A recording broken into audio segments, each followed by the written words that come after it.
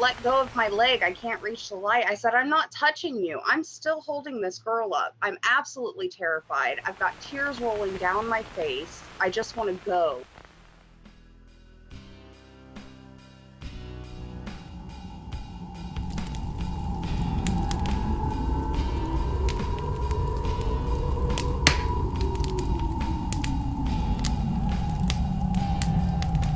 So once again, you found yourself at the campsite of the Orator.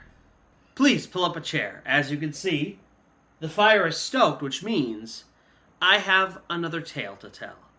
But before we begin, if you do find yourself enjoying this kind of content, first-hand accounts of the supernatural, paranormal, things that go bump in the night, then please subscribe to this channel and then like this video. Every single time that I post new content, you will get alerts about that, and so you'll be able to watch my new content, and it helps me to grow my channel and continue to do what I love, which is telling terrifying tales. Also, I do love interacting with my audience, so please comment below your favorite part of the video, types of videos you'd like to see in the future, maybe a question you have for me. Next, I am always looking for new videos, so if you have a personal, first-hand account of something that is paranormal or supernatural, either reach out to me here in the comments section or find me on any of my social media, and please reach out to me there so I can tell your story here. Finally, our July and June contest is still going on. You do have a chance to win some really cool merch. Stick around all the way until the end of the video and to find out exactly how you do that. And now, on to today's story. It is a tale that I like to call Burning Sage. So it's the early 2000s, and Hope and her dad find themselves in Dayton, Ohio. Now, Hope's dad had been dating this lady named Tina for a really long time. In fact, so long that Hope came to think of Tina's three daughters, Nicole, Tabby, and Christina, as sort of sisters. And then her father and Tina broke up, and her father obviously moved out, and they got a house close nearby. In fact, it was close enough that Hope often visited Tina and stayed over there on weekends and hung out with her three sisters. Now, at the time, Hope was about 10 years old. Her three sisters were all older than her. So Tabby was about 12, Nicole was about 13, and then Christina was about 14 years old. Their mother, Tina, she was a very unique lady. She was very spiritual. Not only did she kind of fancy herself a witch a little bit, so she did a lot of spiritual things around the house in that sort of vein, things like burning sage and putting protective charms and stuff like that in the house, but she was also a little bit religious, and they also had an angel that was hanging there in the house. Now, the house itself had a very ominous aura. Every single person in the house had different experiences that were negative or dark, seeing things, experiencing things, and so the house itself had a lot of different problems that Tina was probably trying to protect against. One of the potential protectors of this house was this little angel trinket that she had put up sort of in the kitchen. So when you first enter the house, you're in sort of a long hallway. Directly to your right are stairs that go upstairs to the second floor, and then directly to your left is the living room, and then if you were to go all the way to the end of the hallway, you would find yourself in the kitchen, and in that entryway to the kitchen sat this angel. What was interesting about this angel is it would constantly spin around. Even though it was just sitting there on a string, no wind or anything like that at the back of the house, it would constantly spin around. Now that by itself, not very strange, but what was especially eerie about this was if there were ever people in the room, more than one person, this angel would arc between the two. So it would look at one, and then it would sway to the other, and instead of going in a circle, it would actually sway back to the other person, and it would go back and forth. And when somebody finally noticed this, they decided to put this thing to the test. And so they would literally, the family would get in an arc, and they would watch this angel go from one side and curve all the way around to the last person, and then instead of continuing on that trajectory, it would stop, and then it would go all the way back to the first person.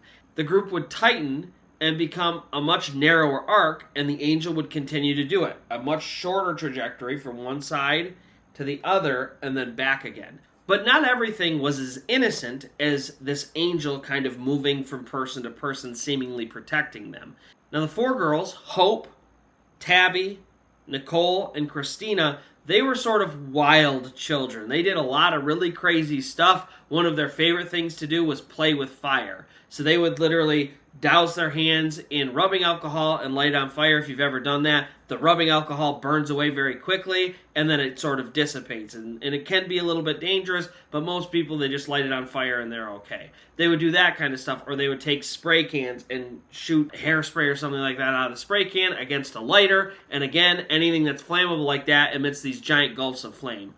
And so they liked to do that kind of stuff a lot. One time, they were upstairs and they were in one of the girls' bedrooms, in the upstairs bedroom, playing with fire, kind of hanging out and just sort of enjoying themselves. And all of a sudden, the window to that bedroom busts in and crashes on the ground with absolutely no reasoning whatsoever.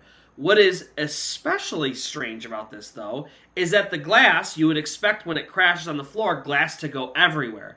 Instead, it breaks, and it all breaks apart, but it breaks apart in even spacing, and it still keeps its shape completely. So it wasn't like plastic was holding it together and it had sort of kept its shape because of that. It completely shattered into a bunch of different pieces, but somehow none of those pieces left that space.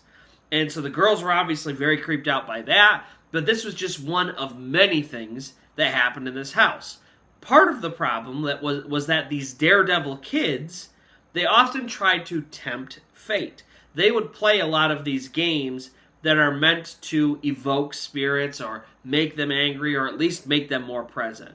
One of the games that they played, very common, is a game called Bloody Mary. Now, if you've never played Bloody Mary, the basic concept of this game is that you go into a bathroom and you turn off all of the lights. Sometimes somebody might have a candle lit so there's just a little bit of light, but the idea is you want to be in as close to darkness as you can. And you look in the mirror and you chant Bloody Mary 3 times. So you look in the mirror and you say, Bloody Mary, Bloody Mary, Bloody Mary.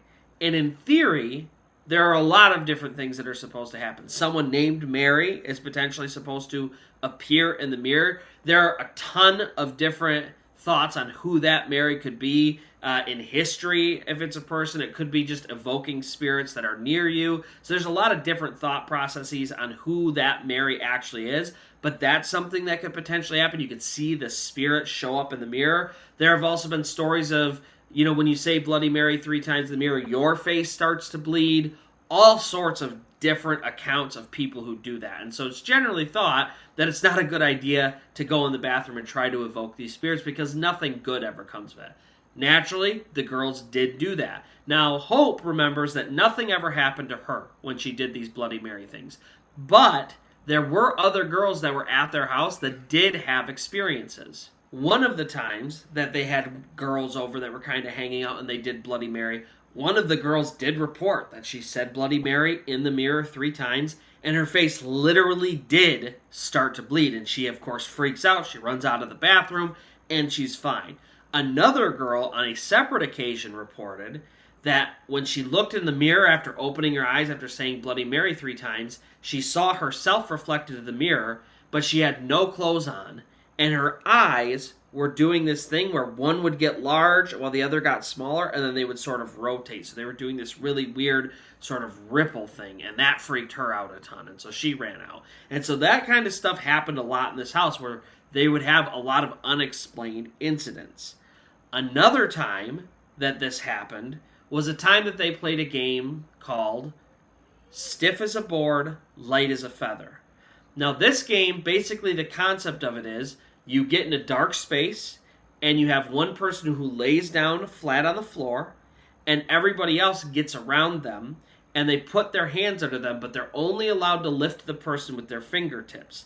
There are a couple different versions of this game and kind of how it's played. In one version, while the person's laying there and you're in darkness, what you do is you sort of create a story about how that person died. So you'd create some sort of fake narrative. You'd sort of have a leader who says this story, and you would sort of talk about how they died. So you might say, she's getting sick and looking very sick, and then everybody around the the circle would chant, "She's looking very sick.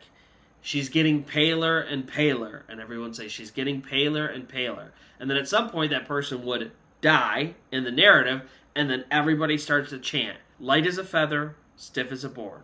Light as a feather, stiff as a board." And they continue to chant that as they raise this person up by their fingertips. Now, typically, of course, nothing happens. It's really difficult to lift a person just by your fingertips, even if you do have a lot of people. But every once in a while, again, people have reported the person being very easy to lift, basically floating there, applying almost no pressure at all, and this person is lifted up and completely floating. And so Hope and her 3 sisters, they decide to play this one night. And they have about 8 girls in total there. And Hope, remember, she didn't really know all of them. They were some of her sister's friends. And so she didn't really know everybody in the room. But they're getting ready to play this game. Now, they decided to do this down in the basement, which is where a lot of activity happened. So when you enter the house, you have the stairs directly to your right that go upstairs. If you go all the way to the end at the kitchen, there's a door to the right of the kitchen that goes downstairs. And this downstairs was basically one laundry room, and then there was the bedroom that was down there, and then there was kind of a half bathroom. That's where they were playing Bloody Mary, in that half bathroom. They were playing Light as a Feather, Stiff as a Board in her sister Christina's bedroom. Now, this bedroom was really large because it composed most of the entire downstairs, which is a full basement. And so she had a huge bedroom. All these girls are packed in there. Like I said, there's about 8 of them in total. And they had sort of gone around the house and collected candles throughout the house, and that was their only light. So they basically laid this girl down in the middle of the room. They surrounded her body in candles. They lit all of these candles, and then they all got their fingers under her and began to lift. And they didn't have the story, a component attached to it. They just started all chanting together. And so they start to lift this girl. And Hope remembers how remarkably easy it was. They had played this game so many times in the past, it had never worked, and this time they are all very simply lifting this girl, and they get her almost a foot off of the ground. And everybody's kind of looking around each other like, I can't believe this is happening, and this is actually working. And then all of a sudden, all of the candles in the room at once go out. There's obviously no breeze or anything like that. They're down in a basement. There can't be anything like that. And yet, all of a sudden, they are left in complete and utter darkness. And obviously, all the girls start freaking out, but they're holding up this girl, and so they can't really move or do anything. And then, Hope feels something grab her on her lower back. And she wants to freak out, but she's holding up this girl. And then all of a sudden, she realizes, oh, it's probably just one of my sisters messing with me. And so she turns to her sister, Christina, who's to the right. She can't see her, obviously, but she says, Christina, please stop messing with me.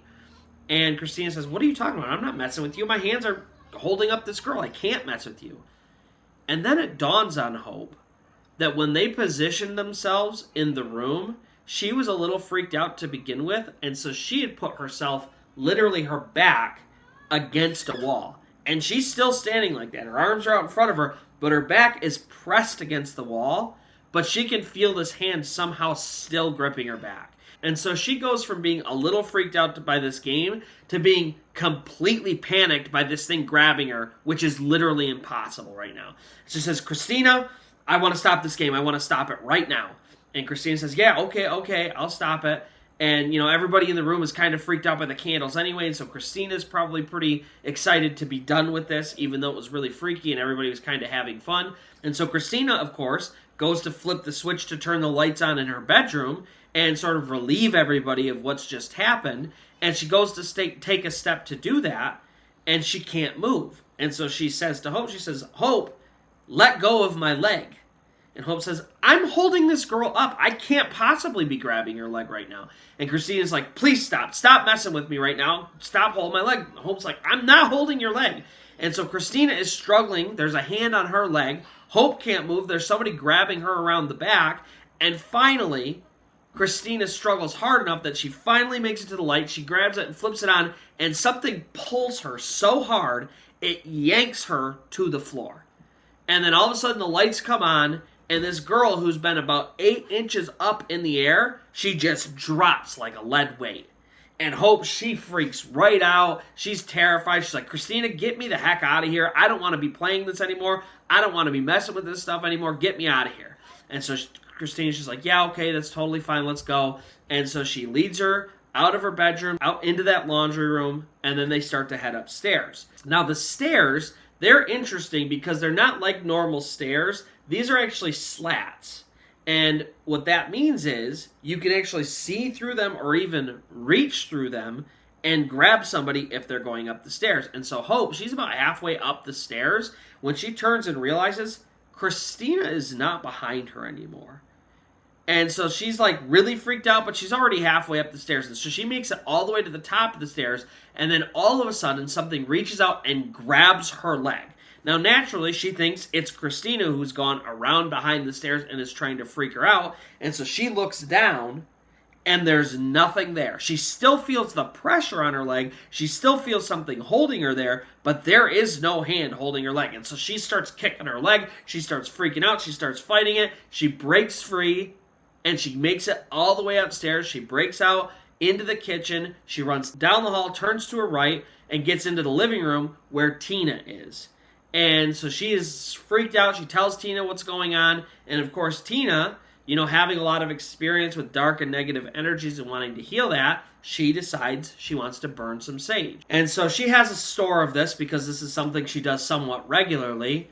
And so she lights the sage. And the idea is you're supposed to take the sage, light it, and you're not supposed to use the fire, but the smoke is supposed to ward off evil or negative energy. And so she lights it, she lets it go for a little bit, she blows it out, and she's walking around and letting this smoke sort of cleanse the house, is the idea. And so the smoke is sort of going out around the house and then, of course, dissipating. Tina turns towards Hope and looks, and for some reason, the smoke from the sage has started to coagulate around Hope. So everywhere else, the smoke is dissipating, but it's still hovering in like a dome around Hope, almost like it is specifically focused on cleansing her. And so, of course, Hope is freaked out, Tina's a little bit freaked out, and they decide to stay together for the rest of that evening until everything sort of calms down. And so Hope does eventually go to bed. She's obviously really freaked out. She doesn't really want to do this kind of stuff anymore. Now, the last aspect of this house that is very interesting is that this dark presence affected the people in the house. Christina, very specifically. Hope remembers from a very young age, all the way back when her father was still dating Tina, Christina was a very disturbed child. Now, they were all a little wild, right? They played with fire, they played Bloody Mary. They said if they could get their hands on a Ouija board, they'd love to play that. But Christina specifically was a very dark and disturbed child. Hope remembers a lot of the times she tried to hurt her family members and sometimes even tried to kill them. Hope recalls a time where she was upstairs in one of her sister's rooms, and Christina tried to shove her out of the upstairs window. Luckily, Tabby grabbed her and kind of held her in, make sure that didn't happen, but she tried to do that one time. She remembers another time she's swinging on a swing, and Christina ran up and grabbed her legs and flipped her out of the swing and tried to hurt her that way. She remembers another time where Tina, who was disabled, so Tina really was in a wheelchair and couldn't really walk or anything like that. She remembers that Christina one time took Tina towards some stairs and shoved her down the stairs. And so she did this kind of stuff with everybody. There was even a time where Hope was talked into, they had a pool outside, and they had one of these slides that slides all the way down and into the pool, and Christina had talked her into not just going down that slide, but going down face first. And so Hope slides down the slide face first. She gets towards the bottom, and Christina's down there and stops her, so she's stuck on the slide, and she takes her head and dunks it under. And once again, Tabby had to rescue her.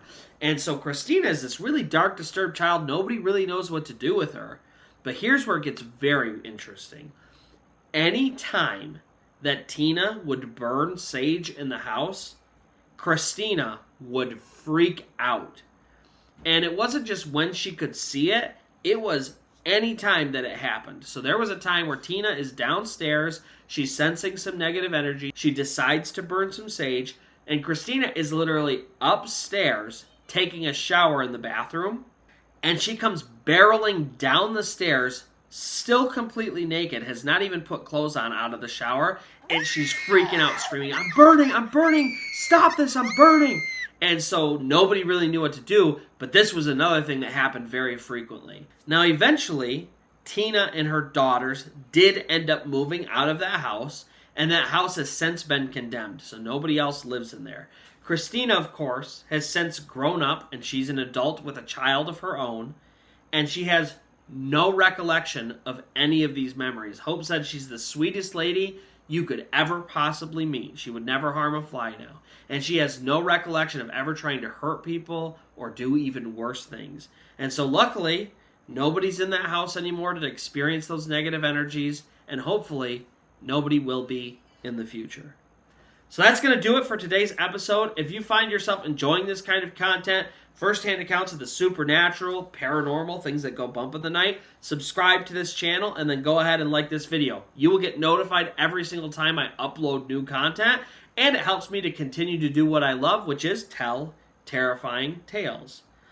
Also, I do love interacting with my audience, so leave a comment below. What was your favorite part of today's video, or maybe types of videos you'd like to see in the future, or even if you just have a question for me. Next, if you do have a personal first-hand account of something paranormal or supernatural and you would like it told on this channel, please leave a comment here or reach out to me on my social media. I would love to be able to tell your story one day. And finally, we do have the June and July contest going on still right now. And so if you're watching this video, stick around after. You'll get all the details on that. You get some really cool, completely free merch. So stick around for that. Until next time, where you'll pull up a chair, the fire will be stoked, and I will have another tale to tell. Hey everybody, welcome to June 2023, and we are doing some incredible giveaways this month. We are actually partnering with an incredible company called Jack's Attic. I will put all of their social medias and links down below. Jack's Attic is a purveyor of horror pop weirdness. They have all sorts of incredible stuff if you go check it out on their store. Right now they've been really heavy into trading cards, unique trading cards that they make, but they're always doing really cool, exclusive new items. Follow them on social media. Jack's Attic is creating a custom Orator trading card that you can potentially win. Here is how you win. There are a couple different rules. So how do you win? Well, first you have to be subscribed to my channel before anything else. So make sure that you head over to the Orator on YouTube. Look me up. I will send a link below, and make sure that you are subscribed to my channel. Once you're subscribed, every single time you comment on one of my videos in the month of June, you're going to get an entry, okay? Now, this is one comment per video, but you're welcome to comment on every single video that I post in June. Every time you comment on a video, one per video, you're going to get entered. At the very end of the month, we are going to draw 20 names in total, and if your name is drawn, you win. It's that simple. So here is exactly how these trading cards are going to work. There are 20 in total. Every single one of these trading cards is going to be unique, okay? They're all going to have the custom Orator logo on the front, but here's what makes each card unique. Every single one of those cards is going to have been burned by the Orator's fire, which means every single card is unique based off of its individual burn marks. Now, some say that my fire provides protection, and others say it draws the spirits ever closer. I will let you, the winners, decide which is true.